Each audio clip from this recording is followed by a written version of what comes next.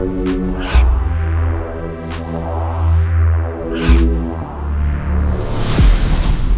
Love you. আজ রাত 9টায় দেখা করো। এই শোনো না, তুমি না এই যে তোমার ফাইলটা রেখে যাচ্ছিলে। ভাবছিলাম আজকে রাত 9টার দিকে আমরা ডিনারে যাই, চলো। আজকে রাতে 9টায়? কেন, কোনো কাজ আছে? মানে কোথাও যাবে নাকি? না, মানে হয়েছে কি, মায়ের শরীরটা না খুব খারাপ, তাই ভাবছিলাম একটু রাতে মাকে দেখতে যাব। আচ্ছা ঠিক আছে, তুমি যেহেতু প্ল্যান করেই ফেলেছো, আজকে না কালকে নিয়ে যাও। ঠিক আছে, যাও তাহলে, মার সঙ্গে দেখা করে আসো। আমি অফিসে যাই। ঠিক আছে।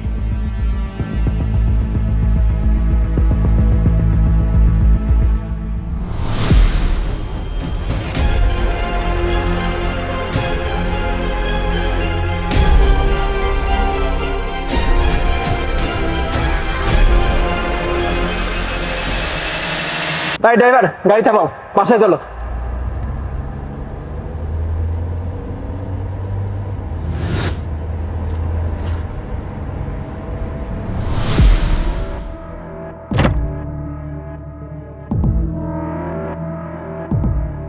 কি ব্যাপার সাজিদ, তুমি আজকে তো তাড়াতাড়ি বাসায়?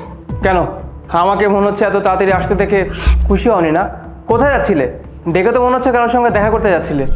আরে না না, তোমাকে তো আমি সকালেই বলেছিলাম যে মায়ের শরীরটা ভালো না, মাকেই দেখতে যাব। আচ্ছা, মার সঙ্গে পরে দেখা করতে যাও, তোমার সঙ্গে কিছু কথা আছে আমার। সাজিদ কি হয়েছে তোমার? কিছু হয়েছে?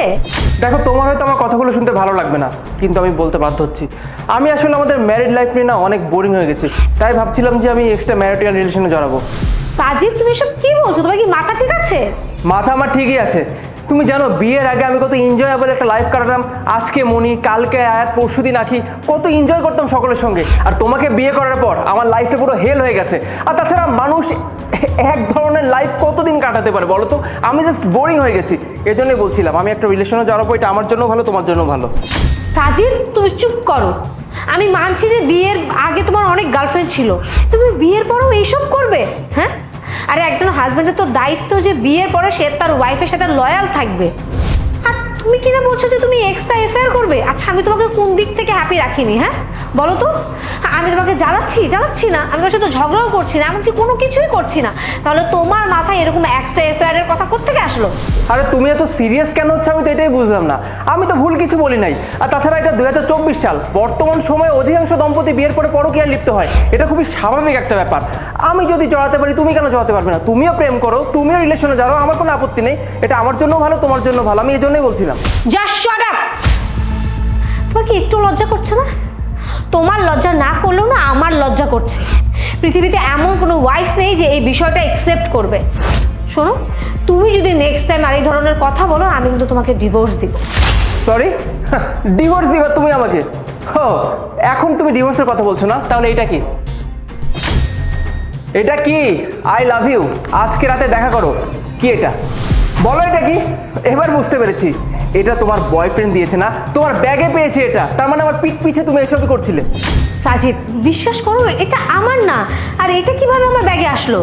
ও, এখন তুমি জানো না কোত্থেকে আসলো না? ওয়াও, কত সুন্দর নাটক জানো তুমি। মানে মেয়েরা দিয়ে এত সুন্দর নাটকবাজ হয় সেটা আমি এতদিন গল্পে পড়ে এসেছি, আজকে হাতে নাতে প্রমাণ পাচ্ছি। আমার দেখে কি তোমার ভোদাই মনে হয়? হ্যাঁ, কোন অ্যাঙ্গেলে আমার দেখে তোমার ভোদাই মনে হয়? হ্যাঁ, হাতে নাতে ধরা খাইছ তখন অস্বীকার করতেছো না? কি দোষ ছিল আমার বলো তো? কি কমতি ছিল আমার মধ্যে? আর আমাকে যদি তোমার ভালোই না লাগতো তুমি আমাকে বলে দিতে, আমি হাসি মুখে তোমাকে ডিভোর্স দিতাম। অ্যাটলিস্ট এই দিনটা আমাকে দেখতে হতো না। কিন্তু কেন করলে তুমি? আমার ফিলিংসটা এভাবে খেলা কেন করলে তুমি? কি দোষ ছিল আমার? সাজিদ বিশ্বাস করো, এইটা আমার না। আর এটা কিভাবে আমার ব্যাগে আসলো আমি সেটা জানি না। তুমি আমাকে ভুল বুঝছো।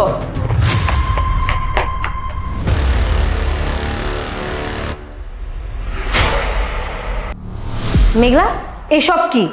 I am really sorry.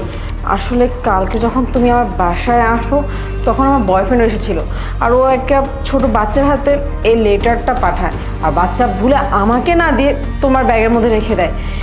এটার জন্য আমি এখন নিতে আসলাম, যাতে আমার জন্য তোমাদের দুজনের মাঝখানে কোনো গ্যাঞ্জাম না লাগে। আচ্ছা ঠিক আছে, আই এম রিয়েলি সরি। ঠিক আছে, আমি এখন যাই তাহলে, বাই।